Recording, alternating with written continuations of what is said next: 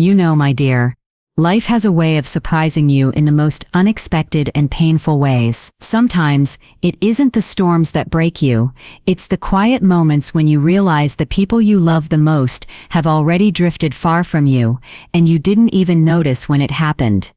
That's how I felt the day I saw the photos. My own daughter, my baby girl in a white dress, smiling in a way I hadn't seen in years, and I didn't even know she was getting married. Not a call, not a message, not even a whisper.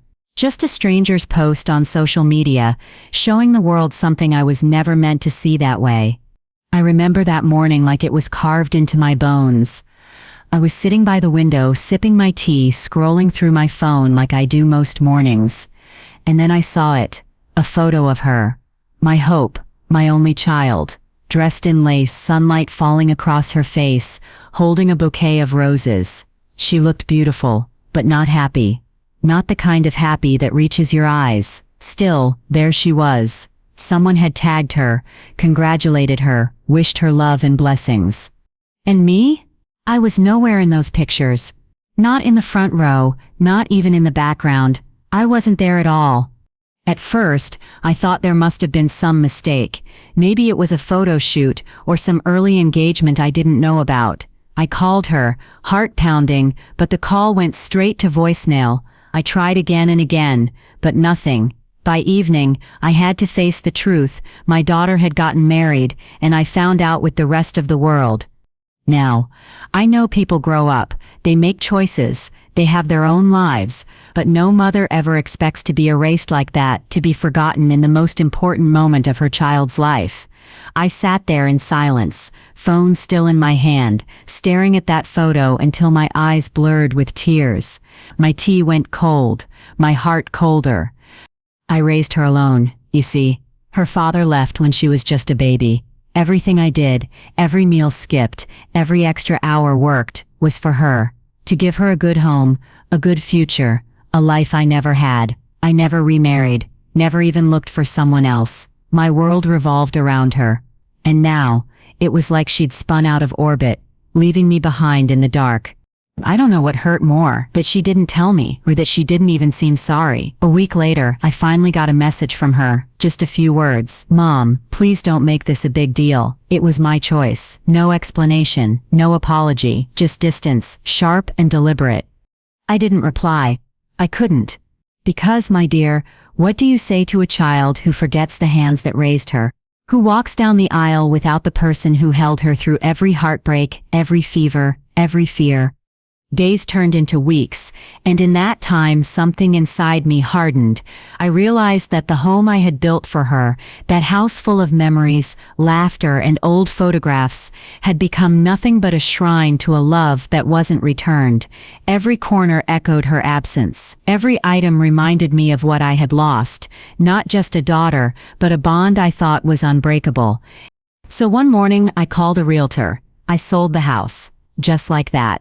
The one she grew up in, the one I thought she'd bring her children to someday. And when the papers were signed, I didn't cry. Not one tear, because in a strange way, I wasn't losing anything. It was already gone. I took the money and bought a small cottage by the sea, quiet, peaceful, just enough for one person and a few memories. At first it felt like running away, but then I realized, no, it wasn't running, it was reclaiming. For years, my life had been about giving, waiting, hoping, and now, I was learning to simply be. You see, my dear, sometimes the people you love will choose a life without you in it. It's not fair, and it's not easy, but it's the truth. And if you spend all your days waiting for them to come back, you'll miss the life that's still left for you to live. I still love her. Of course I do. Love doesn't vanish just because it's unreturned, but I love myself too now. Enough to stop waiting for her call, enough to stop hurting every time I see her face on a screen that used to show me joy. Maybe one day she'll come knocking on my door, maybe she won't. Either way, I've made peace with it, because I finally understand that love, real love, can't be forced, and it can't be one-sided. You can't keep pouring from a cup that's already empty. So I sit here now, by the sea, watching the waves roll in and out, Each one a reminder that life moves on, that no matter what leaves us, something new always arrives. And if you ever find yourself heartbroken, forgotten, or left behind, remember this, my dear, sometimes losing what you thought you needed is how you find yourself again. You know, my dear, heartbreak doesn't always come with shouting or tears. Sometimes it comes in silence. In that moment when the world keeps spinning, but you've stopped moving inside. That's how I felt the day I found out my daughter had gotten married. There was no phone call, no letter, no knock on the door, just a photograph on a glowing screen. A photograph that stole the breath right out of my chest. I was sitting by the window, the same way I do every morning. The sunlight was soft, the kettle was whistling, and life felt ordinary, until it wasn't. I scrolled through my phone without thinking, and there she was, my hope, my little girl. Dressed in white, with flowers in her hands and a veil falling down her shoulders, she looked radiant, the kind of radiant only a bride can be. But there was something in her eyes, something that didn't match the smile she wore. A quiet sadness, maybe. Or maybe it was just my imagination, searching for meaning in a moment that made no sense. For a second, I froze. My mind couldn't make sense of what I was seeing. I thought, surely not. Surely she would have told me. But as I looked closer, saw her standing beside a man I barely recognized, surrounded by people I didn't know, I realized it was true. My daughter had gotten married, and the world had found out before I did. It's strange, isn't it, how something so beautiful can hurt so deeply, how joy for one person can feel like a knife in another's chest. I remember feeling dizzy, like I was watching my whole life fold in on itself. I'd spent years picturing her wedding day, the music, the flowers, the way I'd hold her hands before she walked down the aisle. I thought I'd cry tears of happiness, not heartbreak. I thought I'd help her zip up her dress, not find out about it from strangers online. My tea went cold on the table. The birds outside kept singing like nothing had happened, but inside me something shattered quietly. It wasn't loud or dramatic. It was just a deep, aching kind of silence that wrapped around my heart and wouldn't let go. You see, when you're a mother, your love doesn't end when your child grows up. It doesn't fade when they move out. You keep loving them through every distance, every disappointment, every heartbreak. You hold them in your prayers, even when they stop holding you in their plans. So when you realize that they've built an entire moment, a sacred moment, without you, it's not just sadness you feel, it's a kind of grief. The grief of being forgotten by the very life you gave. I tried calling her. Over and over, but the calls went unanswered. Maybe she was too busy. Maybe she didn't want to face me. I'll never know. I just know that each unanswered ring was like another stitch tearing loose in my chest. After the 5th call, I stopped trying. I sat there, holding my phone, staring at her smile on the screen. The same smile I once saw when she was 5 years old, covered in mud, laughing in our backyard. And that's when the tears came. Not the kind you sob out loud, but the kind that slip down your cheeks quietly, one after another, until your whole face feels like it's drowning in them. I thought about all the times I stayed up late when she was sick, all the lunches I packed, the birthdays I planned, the nights I prayed for her happiness. I thought about how, even when her father left, I promised myself that she'd never feel unloved, never feel alone. And yet here I was, alone, watching her happiest day through a screen, like a stranger. That's the thing about heartbreak, my dear. It doesn't always come from enemies. Sometimes it comes from the people you love most in the world. And it doesn't scream, it whispers. It seeps into the quiet moments, into your morning coffee, into the sound of your own heartbeat, when the house is too still. That day, I didn't break down. I didn't curse or shout or call anyone to tell them what had happened. I just sat there and let the silence fill the room. Because sometimes, silence is the only way the soul can survive a blow like that. And in that silence, I learned something. Love makes you strong enough to raise a child, but heartbreak teaches you how to live without them. It teaches you how to breathe through the emptiness, how to keep going when the very person you built your world around forgets to look back. So my dear, if you ever find yourself holding your breath over a photo that broke your heart, know this: you are not weak for feeling that pain. You are not foolish for loving that deeply. You are simply human, and sometimes, being human means loving even when it hurts, forgiving even when you weren't asked, and finding the courage to let your heart keep beating in a world that forgot to notice it broke.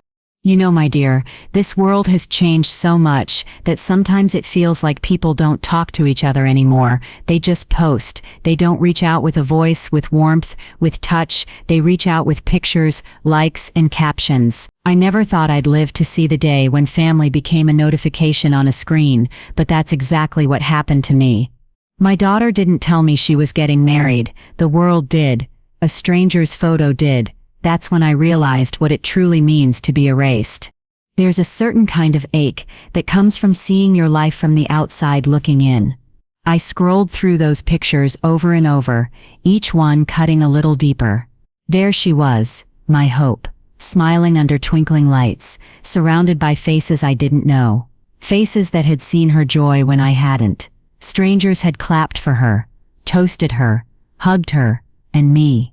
The woman who brought her into this world, I wasn't even an afterthought. I was just someone sitting behind a glowing screen, watching a life I used to belong to unfold without me. I can't explain that feeling, my dear. It's not just pain, it's emptiness. It's like being a ghost at your own child's wedding. You want to reach through the screen, to touch her, to say, "I'm here, sweetheart. I should have been there with you," but all you can do is stare, and realize that somewhere along the way, love turned into distance, and closeness turned into silence. It wasn't always like this. When she was little, she used to run into my arms after school, tell me every detail of her day, who said what she drew, how her teacher smiled at her. She used to need me for everything. But slowly, as she grew, the calls got shorter, the visits rarer, and the conversations colder. I told myself it was normal. That's how life goes. Children grow, they change, they find their own way. But I never thought finding her own way would mean walking away completely. When I saw those photos, something inside me shifted. It wasn't just sadness anymore, it was realization. I had been erased quietly, piece by piece, long before that wedding day. Each unanswered message, each missed visit, each "sorry, Mom, I've been busy," they were the little steps she took away from me. I just hadn't noticed how far she'd gone until I saw that dress, that man, and that smile. Technology can show you everything and still make you feel completely blind. I saw her happiness, but I couldn't feel it. I saw her smile, but I didn't hear her laughter. It was all surface, no warmth, no presence. And that's the worst part of being erased in this new world. It doesn't happen loudly. It happens quietly, through pixels and polite distance, until you disappear from the life you once gave everything to. I remember scrolling through the comments under the post. "Congratulations, Hope. You look stunning. Such a beautiful couple." And there I was, wanting to write something, anything. But what could I say? I'm her mother, and I didn't even know. No. I just closed the app and put my phone face down. For the first time in my life, I realized that my place in her story had been taken away, rewritten by someone else's version of love and priorities. You see, my dear, the pain of being erased isn't about pride. It's not about needing attention. It's about connection. It's about the bond between a mother and a child that's meant to survive anything: time, distance, even hurt. When that bond is broken, it feels like losing a part of your soul. Because mothers don't just love their children, they build their worlds around them. And when that world forgets you, you don't just lose your child, you lose your place in the universe. That night I sat in the dark for a long time, phone on the table, the screen still lit. Her photo stared back at me, and I whispered, "Why, Hope? Why didn't you tell me?" I wasn't angry, just hollow. Because anger fades, but emptiness lingers. And I think that's what being erased really means. It's not vanishing suddenly, it's fading slowly until you realize you're gone. So if you ever find yourself watching your loved ones from a distance, from behind a screen, from the edge of their new world, remember this, my dear. Your worth isn't measured by how much space you take up in their lives. Sometimes people push you out because they can't face their own guilt or pain. But you keep your heart open. Because even when they erase you from their story, you never stop being part of theirs. Love doesn't vanish. It just waits quietly in the background, hoping to be remembered. You know, my dear, there comes a time in life when you look around your home, the same home you built with love, laughter, and sacrifice, and realize it's no longer a comfort. It's a museum of memories, and every corner whispers the name of someone who no longer visits. That's what my house had become. The walls still held her laughter, her childhood drawings still tucked in a box, and the marks from her height chart still on the kitchen wall. But the warmth was gone. The air felt heavy, like it was mourning with me. After I found out about her wedding, I spent weeks walking from room to room, touching everything she once loved, her old bedroom, her piano, her framed photos. I thought maybe, if I could just be near her things, I'd feel close to her again. But instead, it hurt more. Every memory that used to bring me joy now, cut like glass. Her voice echoed in my head, her laughter, her teenage arguments, her quiet apologies. I built that house for her, every nail, every brick, every dream, and now it was nothing but a shell of what once was. So one morning, as I sat at the kitchen table staring at the cold cup of tea I hadn't touched, a thought came to me, clear and calm. Sell it. I didn't say it out loud. I didn't write it down, but I felt it deep in my bones, like the house itself had spoken first. It wasn't anger, and it wasn't revenge, it was release. You see, my dear, there's a difference between letting go and giving up. Giving up means defeat. Letting go means freedom, and I realized that holding on to that house, to those rooms filled with the ghosts of what once was only keeping me tied to pain. I couldn't move forward while I was living in the ruins of my past. People thought I was crazy. May, they said, you'll regret it. You'll want her to come back someday, and she won't have a home to return to. But that's just it. She already left. That house wasn't her home anymore. It was mine, and mine alone. And I was tired of living like I was waiting for someone who had already closed the door for good. So I did it. I called the realtor. I walked through each room one last time, touching the furniture, the walls, the window frames. I said goodbye to every piece of her that lingered there, not with bitterness, but with gratitude. Because for all the pain, those memories were still beautiful once. I remember standing in her old bedroom, the sunlight hitting the pink curtains she picked out when she was 12. I smiled through tears, thinking about how she used to dance in front of the mirror with a hairbrush in her hand, singing off-key. I whispered, "Thank you," before I turned and closed that door for the last time. When the day came to sign the papers, I thought I'd fall apart, but I didn't. My hand didn't even tremble. The realtor said, "Are you sure?" And I said, "I've never been more sure." Because the truth is, my dear, sometimes the bravest thing you can do is walk away from the place that's been keeping you stuck. I used the money to buy a little cottage near the sea. Nothing fancy, just enough for me, a few books, and my peace. The first night I slept there, I could hear the waves whispering outside my window, steady and calm, like they'd been waiting for me. I cried that night, not because I was sad, but because I finally felt light. For the first time in years, the air didn't hurt to breathe. Selling that house wasn't an act of cruelty, it was an act of love, love for myself. It was saying, I deserve peace too. We mothers often give so much that we forget we are people, not just givers. We hold on long after others let go, thinking love means never stopping. But love, my dear, should never chain you to pain. So if you ever find yourself clinging to something, a house, a memory, a person, that only brings you sorrow, remember this. Letting go doesn't mean you stopped loving. It means you're finally ready to live again. The house I sold was just wood and brick. The real home was always inside me, in the love I gave, in the memories I cherished, and in the quiet strength I found when I finally chose to say goodbye. And you know what? Sometimes when the wind blows just right, I can almost hear the ocean whispering back to me, "You did the right thing, my dear. You did the right thing." You know, my dear, peace doesn't come to those who chase it. It comes to those who stop running from their pain long enough to let healing find them. After I sold the house and packed what was left of my life into a few boxes, I drove toward the coast with no real plan, just a quiet ache and a small hope that maybe the sea could teach me how to breathe again. The road was long and empty, and as the miles passed, I felt the weight of every memory I was leaving behind. It wasn't sadness anymore, it was something softer, something closer to surrender. When I finally arrived, the cottage was smaller than I'd imagined, with weathered walls and a garden full of wild flowers that had grown wherever they pleased. But it felt right. It felt like a place where I could stop pretending to be strong and simply be. The first night there, I sat on the porch wrapped in an old shawl, listening to the ocean. The sound of those waves rolling in and out reminded me of life itself, sometimes gentle, sometimes violent, but always moving, always returning. It was then I realized that peace isn't the absence of pain, it's learning to live alongside it without letting it consume you. For the first few weeks, I barely spoke. There was no one to talk to but the seagulls and the wind.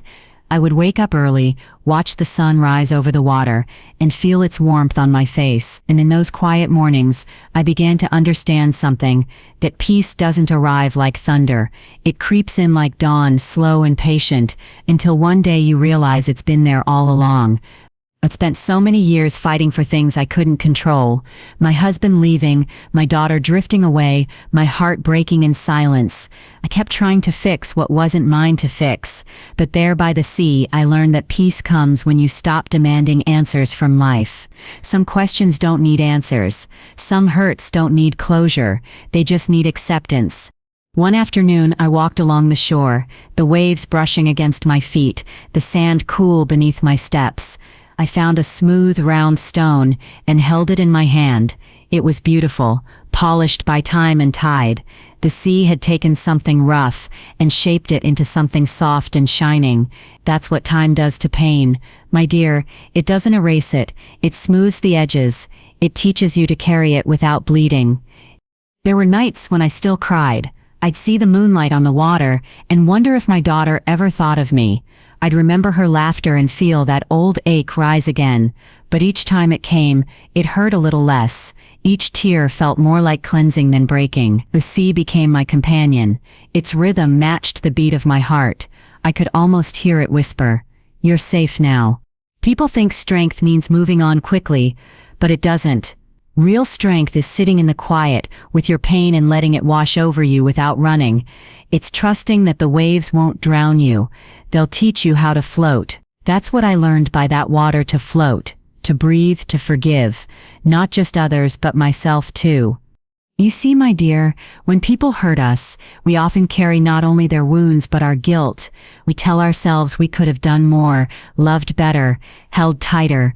But the truth is, peace begins when you forgive yourself for what you couldn't control. I couldn't make her stay, I couldn't make her call, but I could choose not to let her absence poison the years I had left. So, I planted flowers around my cottage, bright marigolds, wild lavender, and little white daisies. Every morning I watered them, and I'd whisper, "Grow," as if I was talking to myself. And slowly, I did. I grew. Now, when I look out at the horizon, I don't see loss anymore. I see freedom. I see the woman I became after the storm, softer, wiser, calmer. Peace didn't come all at once.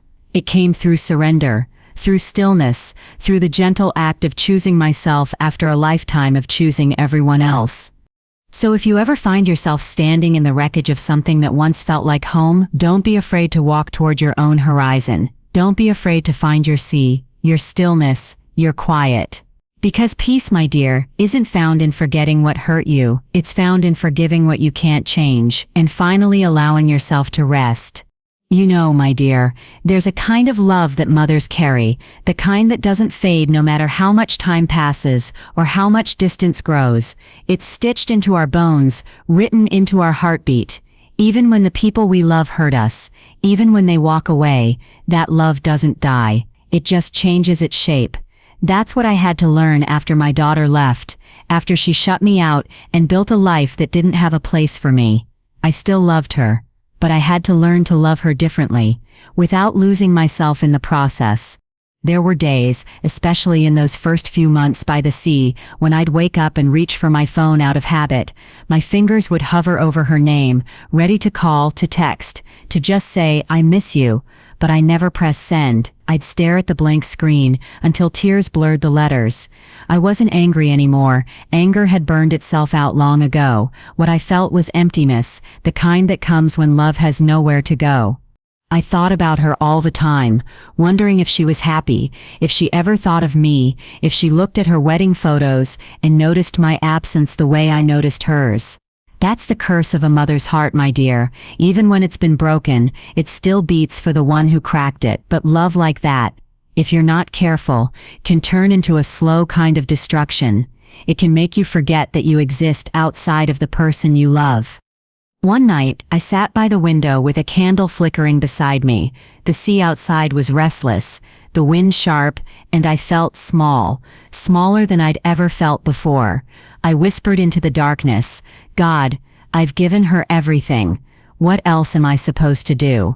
And in that quiet moment, I realized that love without boundaries isn't love. It's surrender, and not the good kind.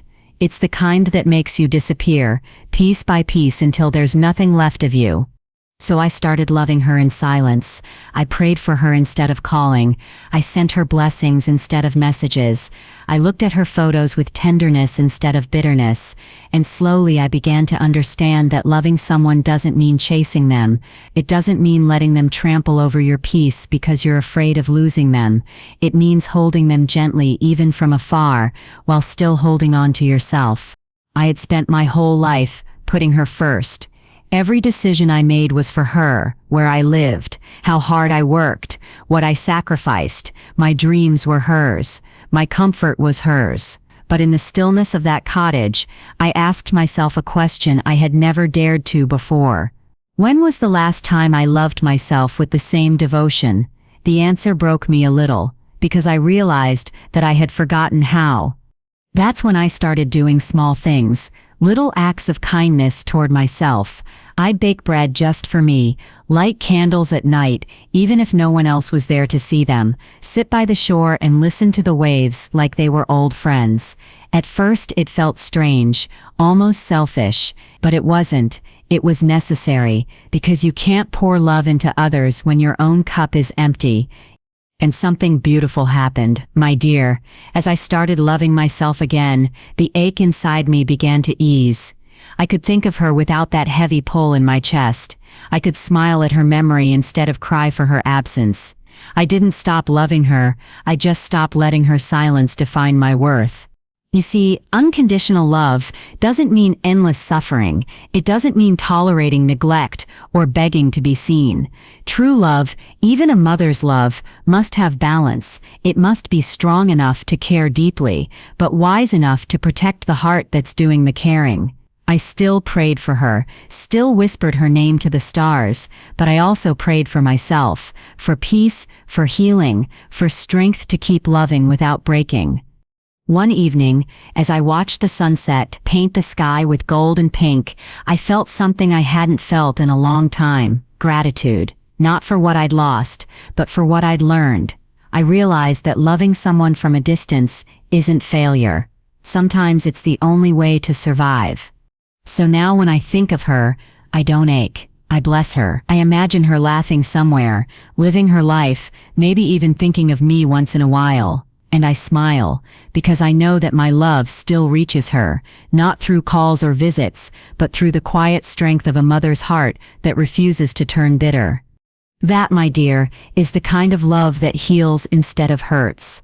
The kind that sets you free without letting go. The kind that reminds you that even if the world forgets you, your love still matters, because it was real, it was pure, and it made you who you are.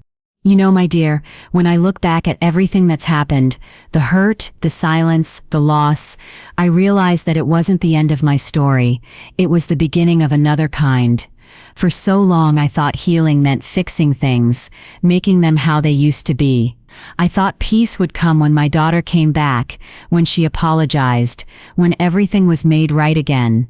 But life doesn't work like that, my dear. Sometimes the people who break your heart don't come back to mend it. Sometimes healing isn't about getting them back, it's about getting yourself back. It took me a long time to understand that. For months, I kept a chair at the table for her, kept my phone by the bed just in case she called, left the porch light on like a beacon. I was living half in hope, half in grief. And one day, I realized I was surviving, not living. I was waiting for someone else to decide when I could start being happy again. That's when I knew I had to choose myself. I started small. I began walking every morning along the beach, the sand cool beneath my feet. I'd breathe in the salt air and remind myself that I was still here, still alive, still capable of joy. I stopped checking my phone for her messages. I stopped replaying every conversation in my head, wondering what I'd done wrong. I forgave her, and I forgave myself. Forgiveness, my dear, isn't for the person who hurt you, it's for the part of you that's tired of carrying the pain. One morning, as the sun rose over the horizon, I sat on a rock near the water and watched the light spread across the sky. It was so beautiful that it made me cry, not from sadness, but from peace. I realized that the same way the tide returns, no matter how far it goes, life too keeps finding its way back to us. We think we've lost everything, but the truth is, we always have something left, ourselves. For the first time in a long while, I didn't feel broken. I felt whole. Not because someone fixed me, but because I stopped expecting them to.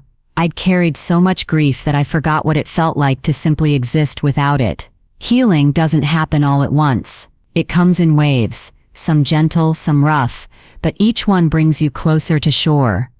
I started writing again, little notes and letters to myself. I'd write, "You're doing okay?" Or "You're allowed to rest." I'd place fresh flowers by the window every week. I even planted a tree by the cottage, a small olive tree, a symbol of peace, and as it grew, I did too. Because healing isn't loud or dramatic, it's quiet, it's watering something every day, even when you're not sure it'll bloom. There were still moments when the past tried to pull me back, when a smell or a song or a stray thought would remind me of what I'd lost, but instead of running from it, I'd smile softly and say, "Thank you for the lesson." Because every hurt I'd ever felt had taught me something precious, how to be gentle, how to be strong, how to be kind to myself. And then one afternoon, something unexpected happened. I received a letter. It was from her, my daughter. She didn't write much, just a few lines. She said she thought of me often, that she was sorry for how things ended, and that she hoped I was well. My hands trembled as I read it, and tears filled my eyes, not from sadness, but from gratitude. Because even if that was all I ever got, it was enough. It was her way of reaching out, of saying, "I haven't forgotten you." I wrote her back, not with anger or questions, but with love. I told her I was proud of her, that I hoped she was happy, and that I'd always be here if she ever needed me. I sealed the letter, not expecting a reply, but feeling lighter just for having sent it. Because that, my dear, is what healing truly is, learning to love without needing to hold on. Now, when I sit by the sea and watch the sun dip below the horizon, I don't feel lonely anymore. I feel whole. I understand that life isn't about getting everything right or keeping everyone close.